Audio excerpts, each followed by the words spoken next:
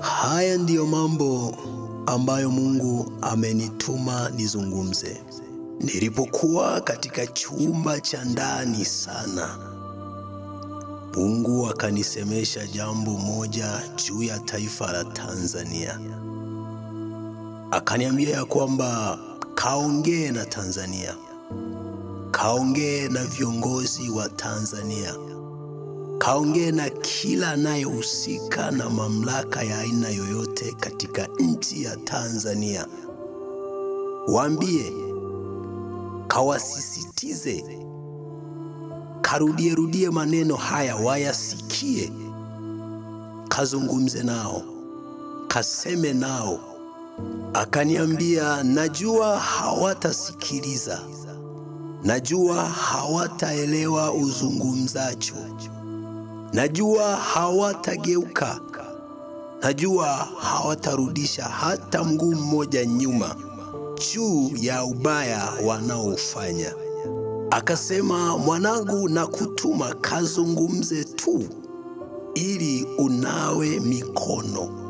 Na moyo wangu ulipokuwa katika uchungu wa hali ya juu sana, nilipokuwa katika maumivu ya hali ya juu sana, akanionyesha andiko hili la kitabu cha Yeremia, ile sura ya 13 kuanzia mstari wa 23 mpaka 25. Anasema, je, mkushi aweza kuibadili ngozi yake, au chui madoadoa yake? Kama aweza, ndipo na ninyi mwaweza kutenda mema, ninyi mliozoea kutenda mabaya. Kwa sababu hiyo nitawatawanya kama makapi yapitayo kwa upepo wa jangwani. Hiyo ndiyo kula yako, fungu lako ulilopimiwa na mimi, asema Bwana, kwa kuwa umenisahau na kutumainia uongo. Nami nilipokuwa katika mfadhaiko mkubwa sana wa ufahamu na moyo, Mungu akanipa fafanuzi juu ya andiko hili. Akasema ya kwamba kama ambavyo mtu mweusi asivyoweza kuibadili ngozi yake ya asili na kuwa na rangi nyingine, au jinsi ambavyo chui asivyoweza kubadili madoadoa yake ya ngozi, ndivyo watu hawa hawawezi kuacha ubaya. Akasema, na kutuma kazungumze tu. Yamkini yuko mmoja aweza akasikia na akageuka, ijapokuwa mioyo yao ni migumu sana kama jiwe, lakini na kutuma kazungumze nao. Akaniambia kwamba waambie, hamtajenga nchi kwa kumwaga damu za watu, hamtajenga nchi kwa kuumiza watu, hamtajenga nchi kwa kukamata kila aliye kinyume na sera zenu na kumfunga, hamtajenga nchi kwa kuteka kila anayewakosoa na kumpoteza. Hamtajenga nchi, hamtajenga nchi, asema Bwana Mungu wa majeshi. Akasema, waambie, hawatapata suluhisho kwa kumwaga damu za watu, hawatapata suluhisho kwa kukamata kila aliye kinyume na wao, hawatapata suluhisho kwa kuumiza watu, hawatapata suluhisho kwa kusababisha vilio kwa watu. Waambie. Akaongeza kusema kwamba kama ni mimi niliyewaweka katika mamlaka hiyo, njia wanazotumia sio njia zangu. Waambie, kila auaye kwa upanga atakufa kwa upanga, na mtu atakayechukua mateka atachukuliwa mateka. Akasema, kumbukeni yaliyompata Manase, kumbukeni yaliyompata Ahabu, kumbukeni yaliyompata Yehoyakimu, yakumbukeni yaliyompata Yekonia, Omri, Nebukadneza na wengine wengi waliofanya mabaya machoni pangu, asema Bwana wa majeshi. Akaniambia, waambie, kama wana masikio ya kusikia, wayasikiapo maneno haya wageuke na kuziacha njia zao mbaya. Na jambo la kwanza ambalo Mungu alizungumza nami katika yale maono, alisema ya kwamba waambie watawala wa Tanzania, waambie viongozi wa Tanzania, sema na wakuu, waambie ya kwamba kamwe wasije wakadhania ya kwamba ubaya huondolewa na ubaya. Mahali ambapo wanakuwa wanakosea na akatokea mtu wa kuwakosoa, suluhisho isiwe kumkamata mtu huyo na kumfunga.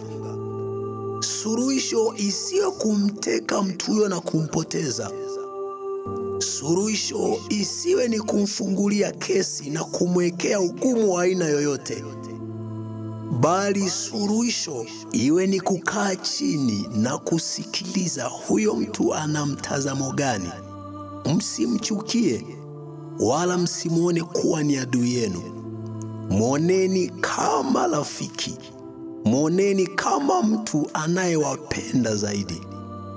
Maana maandiko yanasema katika ile Misali ile sura ya 11 na mstari wa 14, pasipo mashauri taifa huanguka, bali kwa wingi wa mashauri huja wokovu. Akaendelea kuniambia kwamba nenda kawasisitize viongozi wa Tanzania, uambie ya kwamba amani haiji kwa mtutu wa bunduki. Amani haiji kwa njia ya kuumizana, bali amani huja kwa kukaa chini kisha kumaliza tofauti zenu. Jambo la pili ambalo Bwana alizungumza nami katika yale maono, alisema ya kwamba kawaambie viongozi wa Tanzania wawe na huruma kwa watu wao wanaowaongoza, wawe na utu kwa watu wao walio chini yao, wawahurumie maskini, wawahurumie mayatima, wawahurumie wajane, wamhurumie kila mwananchi aliyeko katika taifa la Tanzania. Akaniambia waambie waione thamani ya utu wa mtu, waambie waione thamani ya ubinadamu wa mtu kuliko fedha, kuliko dhahabu, kuliko mali za aina yoyote ambazo wanataka wazipate. Utu wa mtu ni wa thamani kuliko kitu chochote ambacho mwanadamu aweza kukipata. Na jambo la tatu na la mwisho ambalo Bwana alizungumza nami, akiwa katika hali ya huzuni sana, akiwa katika hali ya maumivu na huruma juu ya mwanadamu, alisema ya kwamba nenda kawaambie Tanzania wanirudie mimi Mungu wao niliyewaumba. Kwa nini wameniacha? Kwa nini wanaabudu miungu mingine? Kwa nini kuitumikia miungu ya kigeni? Kwa nini kuitumikia miungu isiyo na uwezo? Na mwisho akaniambia ya kwamba muda si mwingi, kila aliyepanda atavuna alichokipanda. Nikiwa katika hali ya maumivu makali sana, nikiwa katika hali ya huzuni isiyoweza kuelezeka, nalimlilia Bwana nikasema alirehemu taifa la Tanzania, awalehemu viongozi wetu, amrehemu kila aliyeko katika taifa la Tanzania. Na hayo ndiyo mambo ambayo Mungu alizungumza nami katika yale maono. Mwenye masikio na asikie.